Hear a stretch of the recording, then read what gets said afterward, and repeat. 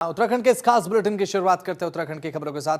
पूर्व प्रधानमंत्री डॉक्टर मनमोहन सिंह को मुख्यमंत्री पुष्कर सिंह धामी ने श्रद्धांजलि अर्पित की। उन्होंने डॉक्टर मनमोहन सिंह के देश को सेवा के योगदान की सराहना की है और मुख्यमंत्री पुष्कर सिंह धामी ने भगवान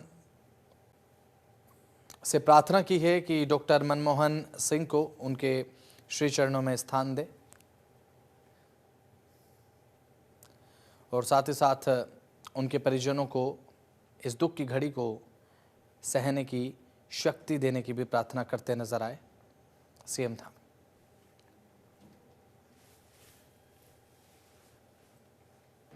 पूर्व प्रधानमंत्री स्वर्गीय मनमोहन सिंह जी का निधन का समाचार सभी के लिए बहुत दुख भरा समाचार है।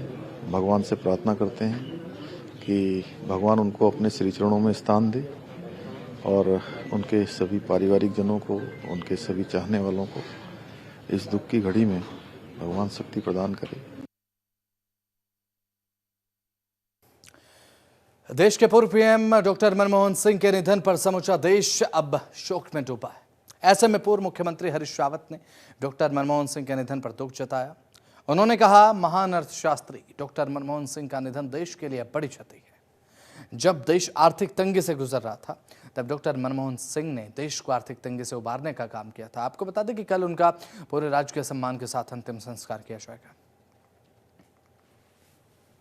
मनमोहन सिंह जी के निधन के समाचार ने मेरे मन के अंदर बड़ी भारी उथल पुथल पैदा कर दी है। भारत ने और भारत माँ ने अपने योग्यतम पुत्र को खो दिया है, महान राष्ट्रभक्त को खो दिया है। ऐसे व्यक्ति को खो दिया है जो अपनी सादगी मगर सादगी के साथ निर्णय लेने की दृढ़ता के लिए हमेशा याद किए जाएंगे, जिनकी बुद्धिमत्ता ने भारत को एक बड़ी आर्थिक शक्ति बनने के रास्ते पर डाला। जब वो वित्त मंत्री थे उस समय भी जो निर्णय उन्होंने लिए वो निर्णय एक साहसिक वित्त मंत्री ही ले सकता था और साहसिक प्रधानमंत्री के। हरिद्वार के फेरूपुर में ग्रामीण कल्याण समिति की तरफ से आयोजित कंबल वितरण कार्यक्रम में कृषि मंत्री गणेश जोशी ने 22 गांव के 700 जरूरतमंद परिवार को कंबल वितरित किए। मंत्री ने समिति के कार्यों की सराहना करते हुए कहा कि जरूरतमंदों की मदद करना एक नेक कार्य है और साथ ही साथ जो मन को संतुष्टि देता है और समाज के अन्य लोगों को भी प्रेरित करता है। उन्होंने ये कहा कि ऐसे प्रयास से समाज में सेवा और सहयोग की भावना को बल मिलता है। तो वहीं कार्यक्रम के दौरान ग्रामीणों ने मंत्री को अपनी समस्याओं के बारे में भी बताया और साथ ही इस पर उन्होंने शीघ्र समाधान का आश्वासन दिया। ग्रामीणों ने इस पर अब इस मदद के लिए समिति और मंत्री का आभार व्यक्त किया। समिति के सदस्यों ने बताया कि उनका उद्देश्य समाज के कमजोर वर्गों को राहत प्रदान करना है।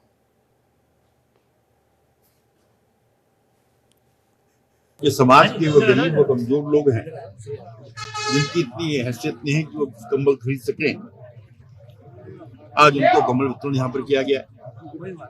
और क्योंकि भारतीय जनता पार्टी के कार्यकर्ता, भारतीय जनता पार्टी जिस विचार को लेकर काम करती है कि समाज के अंतिम पीढ़ी के अंतिम व्यक्ति तक विकास की लहर पहुंचनी चाहिए, दीनदयाल जी का वो चिंतन, उसको साकार करने का काम ये समिति कर रही है। इस अवसर पर और मुझे यही बताया गया कि पिछले 30-32 साल से कर रही है और इसके अलावा अन्य सामाजिक कार्य भी समिति कर रही है। देखिए, अपने लिए तो हर कोई जीता है ना, हम किसी दूसरे के लिए कुछ करते हैं तो उसमें आम संतुष्टि भी मिलती है और लोगों की सेवा भी होती है और हमें इस प्रकार के काम करते रहने चाहिए। और आज मैं इस अवसर पर मैं स्वामी जी को, उनकी पूरी टीम को शुभकामनाएं देता हूँ, बधाई।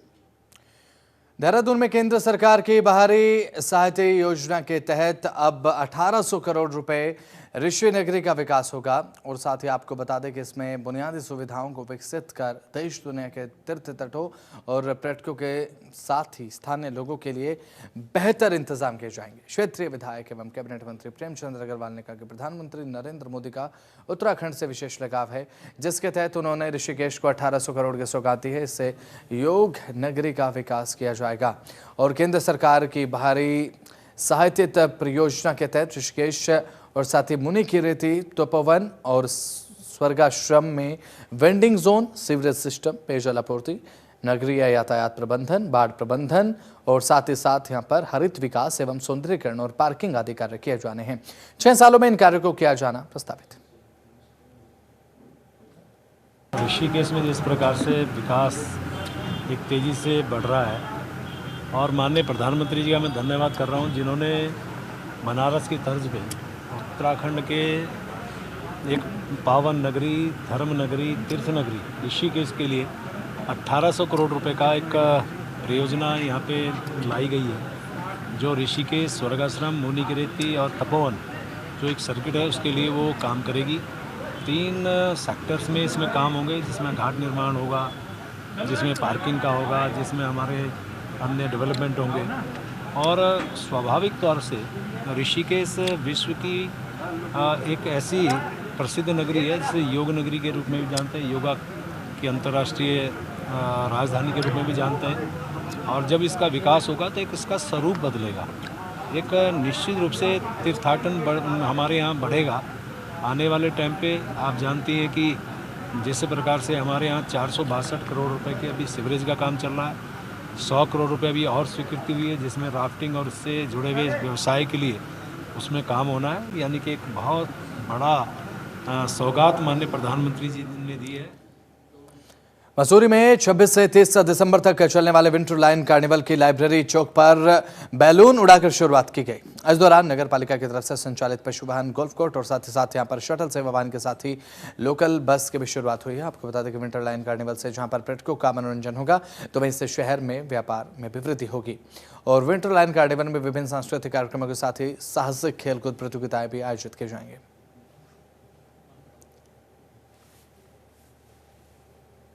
होटल एसोसिएशन मसूरी के तो विंटर लाइन कार्निवल का शुभारंभ यहां पर देखने को मिला है और 26 से 30 दिसंबर तक ये कार्निवल चलने वाला है, जिसमें खेल कूद को प्रोत्साहन दिया जाएगा और साथ ही साथ खेल कूद के प्रति युवाओं को बढ़ावा देने को लेकर एक सकारात्मक पहल भी से माना जा रहा है। और कार्निवल में कई कार्यक्रमों की प्रस्तुति देखने को मिलेगी।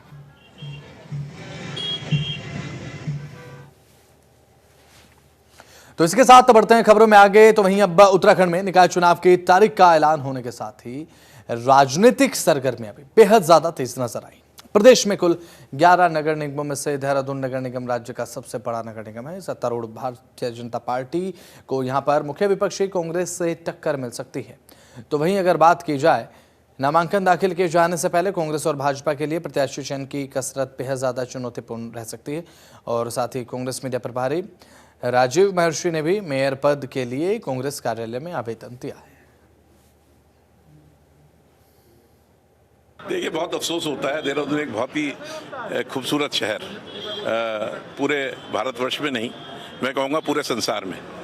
और जो आज इस शहर की स्थिति है, यातायात की आप स्थिति देख लीजिए, आप जल निकासी की स्थिति देख लीजिए, आप शिक्षा देख लीजिए, स्वास्थ्य देख लीजिए, आप बिजली का मामला देख लीजिए, तमाम ऐसी चीज़ें हैं जो है चरमराई हुई हैं पूरी तरीके से।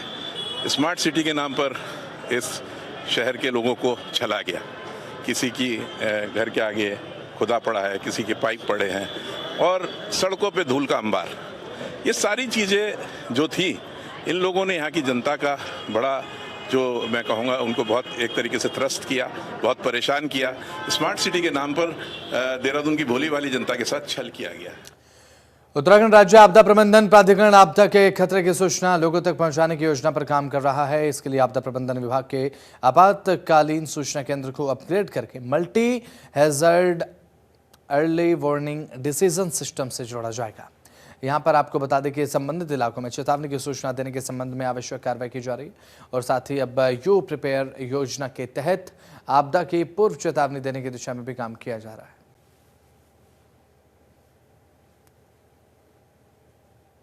मेजर नदियां हैं या जो बड़े बड़े बैराज हमारे हैं, सभी में सायरन लगाए गए हैं। सायरन का एक कंट्रोल जो संबंधित विभाग है, सिंचाई विभाग या जो बैराज या जो जल विद्युत परियोजनाएं हैं, उनके पास रहता है।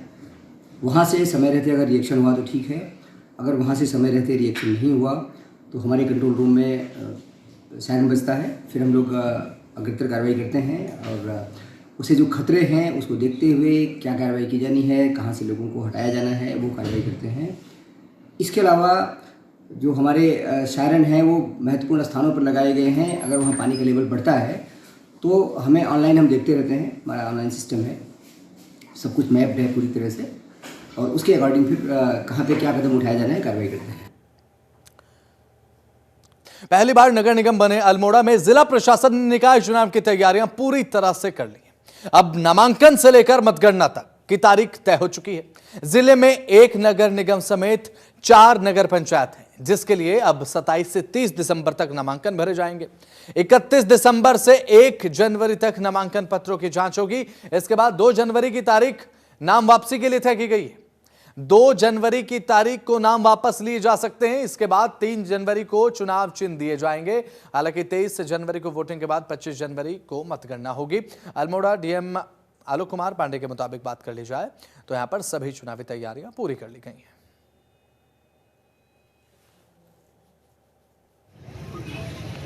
देखिए, जैसा कि आप जानते हैं, आचार संहिता प्रभावित हो चुकी है और अल्मोड़ा जनपद में नगर निगम जो हमारा है अल्मोड़ा है, इसके अलावा चौकुटिया है, विकासेड़ है और हमारा द्वारा हाट है।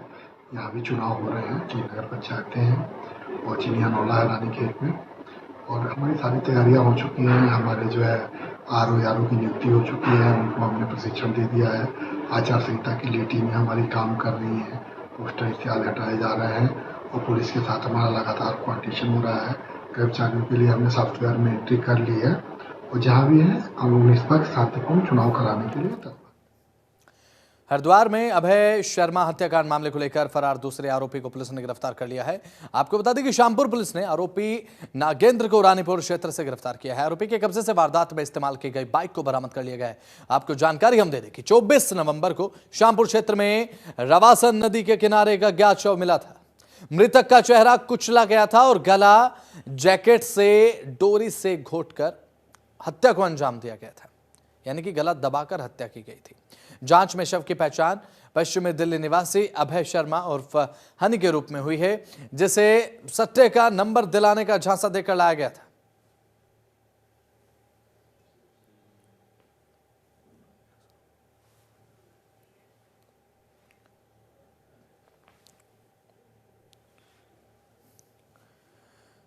तो इसके साथ बढ़ते हैं खबरों में आगे। ऋषिकेश में गंगा में कूदने वाले गौतम अरोड़ा का शव बरामद हो चुका है। ऋषिकेश के लक्ष्मण झूला थाना क्षेत्र के चेला पावर हाउस की अगर बात करें तो यहां के बैराज में 4 दिसंबर को मिले अज्ञात शव की पहचान 21 वर्षीय गौतम अरोड़ा के रूप में हुई है।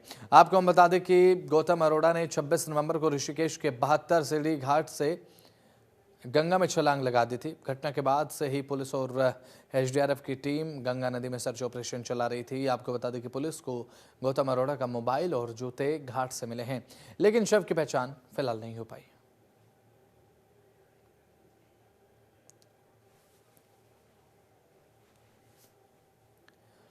उत्तराखंड में बर्फबारी के बाद मैदानी जिलों में भी सर्दी का कहर लगातार जारी है। हरिद्वार में कोहरे और हल्की बूंदाबांदी के बाद से ही जहां पर ठंड बढ़ी है, तो वहीं स्थानीय लोगों ने भी घरों से निकलना अब कम कर दिया है।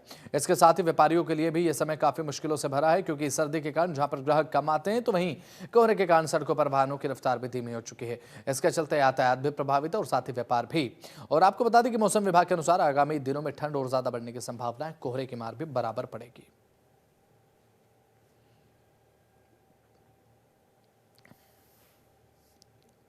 रुद्रप्रयाग में मौसम विभाग की भविष्यवाणी एक बार फिर से बिल्कुल सटीक साबित हुई है। विश्व प्रसिद्ध श्री केदार धाम में एक बार फिर से बर्फबारी लगातार जारी है। निचले इलाके में भी मौसम का मिजाज बदला सा है, जिससे शीतलहर के साथ साथ कड़ाके की ठंड पड़ने लगी है। बताते चले कि मौसम विभाग की तरफ से 27 और 28 दिसंबर को बारिश और बर्फबारी का अंदेशा जताया गया था, जो कि सही साबित हो रहा है। ऊंचाई वाली पहाड़ियों में बर्फबारी हो रही है और साथ ही अब निचले इलाकों में सुबह से ही घने कोहरे के साथ साथ बादल भी छाए हुए हैं। इसके चलते कड़ाके की ठंड पड़ रही है।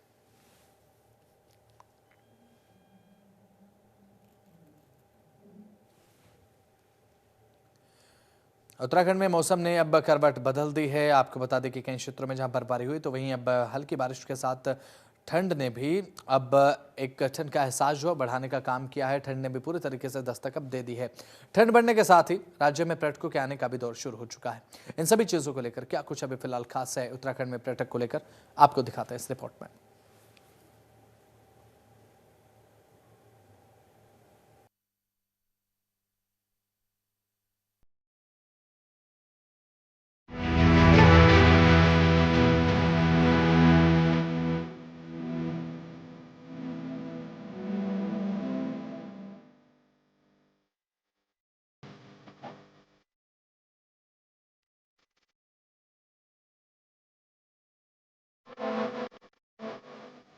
बर्फबारी से सुहाना हुआ पहाड़ों का मौसम। कहीं हल्की बारिश तो कहीं कोहरा हुआ नम। मैदानी इलाकों में भी ठंड ने पकड़ी रफ्तार। सैलानियों के लिए बर्फबारी से आई बहार। उत्तराखंड में बर्फबारी के बाद मैदानी जिलों में सर्दी का कहर जारी है। कहीं पर बर्फबारी हो रही है तो कहीं पर सामान्य बूंदाबांदी के साथ मौसम की नरमी बनी हुई है। वहीं बढ़ती सर्दी के बावजूद पहाड़ों पर सैलानियों के पहुंचने का सिलसिला जारी है। सैलानी बराबर बर्फीले पहाड़ों पर ठंड का आनंद लेते नजर आ रहे हैं। हालांकि ठंड बढ़ने के साथ जहां लोग घरों में रहना ज्यादा पसंद करते हैं, वहीं दूसरी तरफ पहाड़ों का नजारा अलग ही देखने को मिलता है। बर्फबारी में पर्यटकों की तैयारी। पहाड़ों पर सैलानियों के पहुंचने का सिलसिला जारी। पर्यटकों ने की वादियों में छुट्टी मनाने की तैयारी। पहाड़ों ने सर्दियों में ओढ़ी बर्फ की सफेद चादर। हरियाली पर सफेद बर्फ की वादियां हुई सुंदर। वैसे तो उत्तराखंड मौसम विभाग ने पहाड़ी और मैदानी क्षेत्रों के लिए कई बार अलर्ट जारी किया है, लेकिन फिर भी सैलानियों के आने की तादाद में लगातार इजाफा जारी है। हालांकि पर्यटकों के लिए प्रशासनिक स्तर पर भी बेहतर इंतजाम किए गए हैं। वहीं स्थानीय व्यापारियों के लिए भी टूरिस्ट का पहुंचना फायदेमंद साबित हो रहा है। ब्यूरो रिपोर्ट, जनतंत्र टीवी।